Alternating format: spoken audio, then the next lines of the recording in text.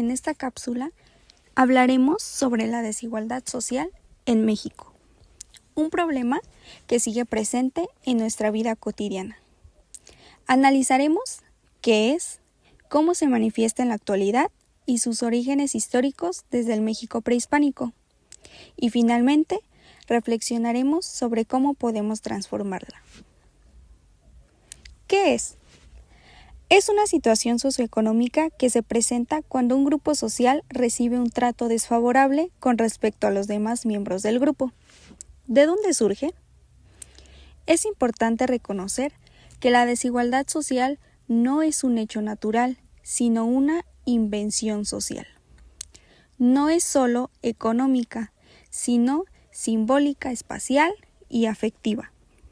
Se transmite en cómo nos educan, en quién tiene derecho a ser escuchado, y esto se hereda, se institucionaliza y se normaliza. Karl Marx dice que la desigualdad se basa en las clases sociales y el dinero. Hay quienes tienen los recursos y hay quienes no.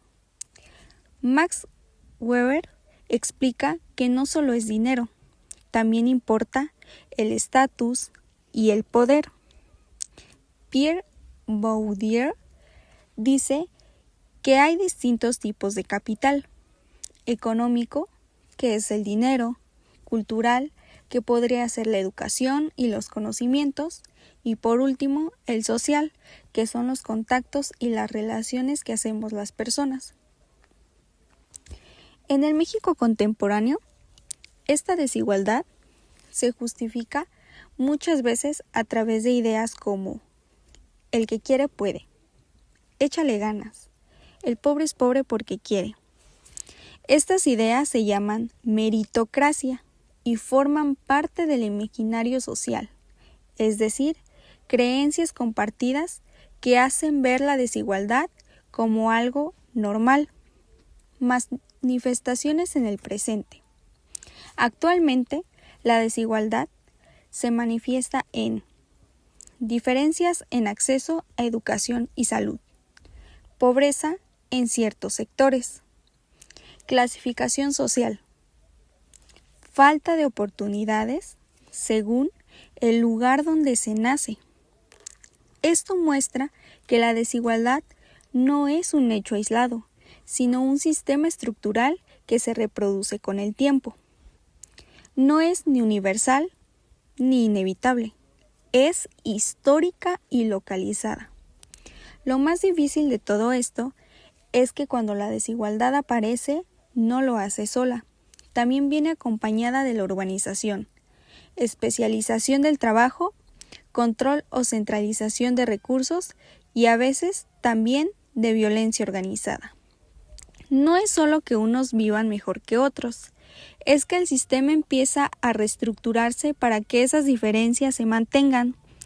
Así que cuando preguntamos, ¿cuándo empezó la desigualdad?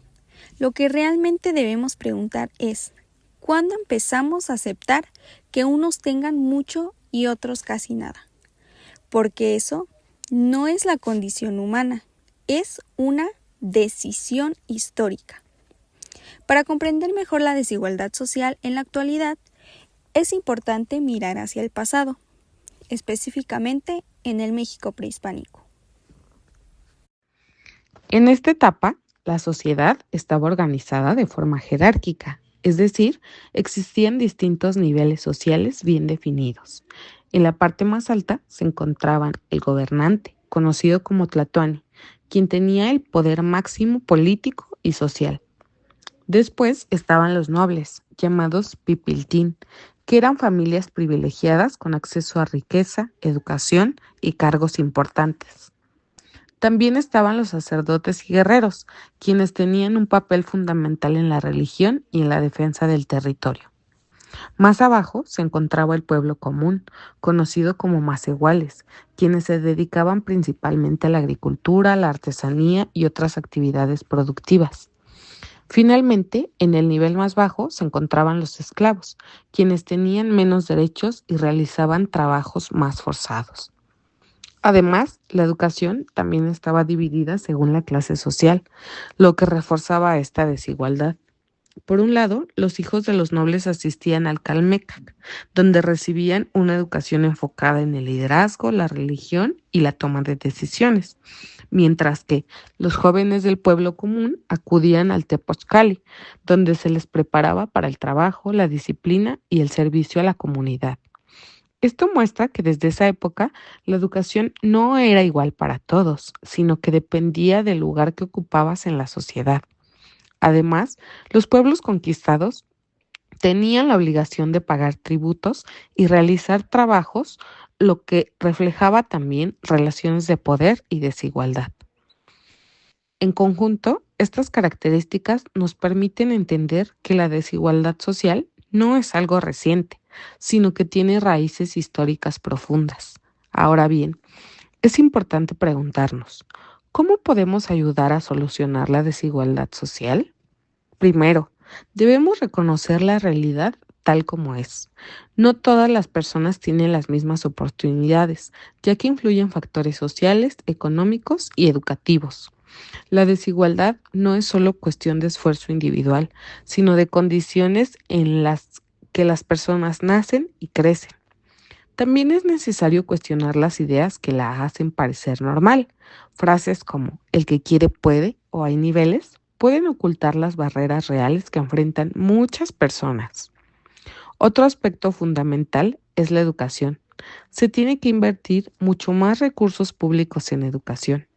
No basta con que todas las personas asistan a la escuela, sino que tengan acceso a las mismas condiciones para aprender, desarrollarse y tener oportunidad en el futuro.